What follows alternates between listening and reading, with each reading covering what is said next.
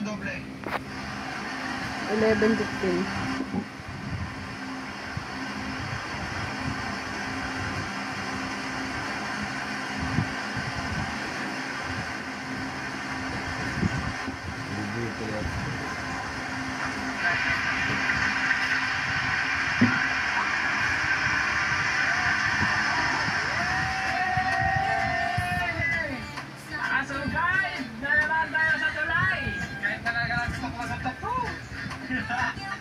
Problema dyan sa dulo.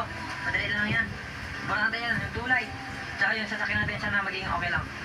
Ano nakakatuwa lang kasi imagine mo yung mga bata na yan. Yung edad ko na yan, hindi ko kaya gawin lahat ng ginagawa ni Jeyo. Yan sila Domix, si Josh, hindi ko lahat kaya yan. Pero nung edad ko kasi na yan, wala akong access, so wala akong option na matutunan yan.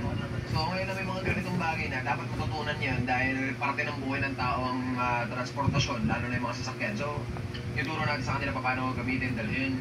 Sila talaga yung pinagagawa ko as much as possible para matuto kasi hindi naman lahat ng kukuha sa payo at salita. Di ba kailangan sa gawa at saka sa action.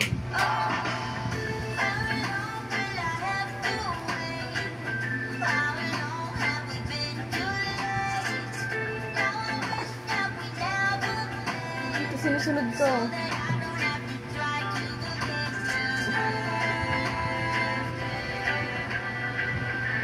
Mana?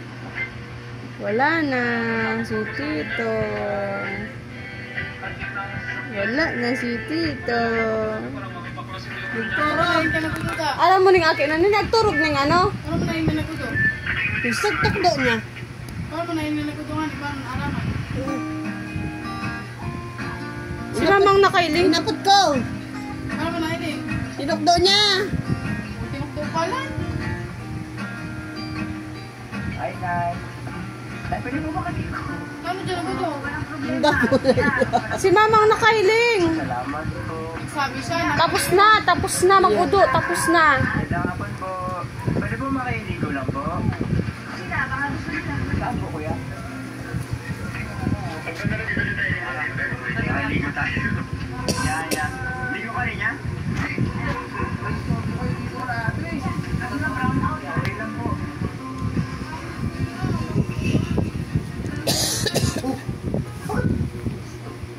Yan ako. Natayo siya.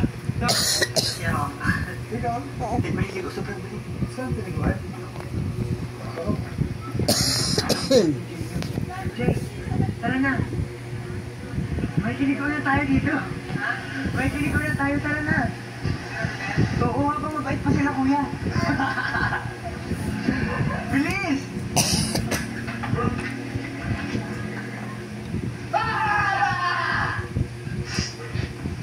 Bumanga mo.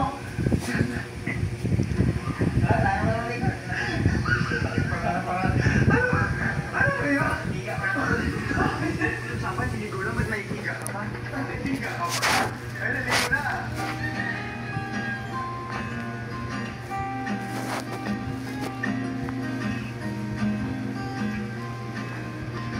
So nakita nyo naman yung sitwasyon ng sasakyan kanina.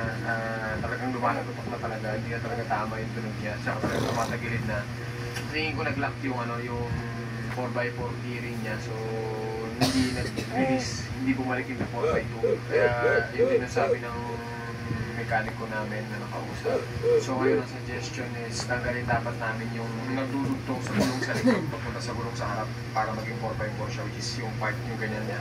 Yung mahaba na bakal na yan na nasa ilalim ng sasakyan. Medyo pagka tinanggal namin, medyo mapapalaman kami dito dahil sobrang lakas pa rin ng ulan. Sobrang masayang kalsada, sa tabing highway mismo, so wala tayong mapupwesto. Hindi tayo pwedeng gumawa. Pinagkakaroon na sila tita. Nairing ka tubig niya.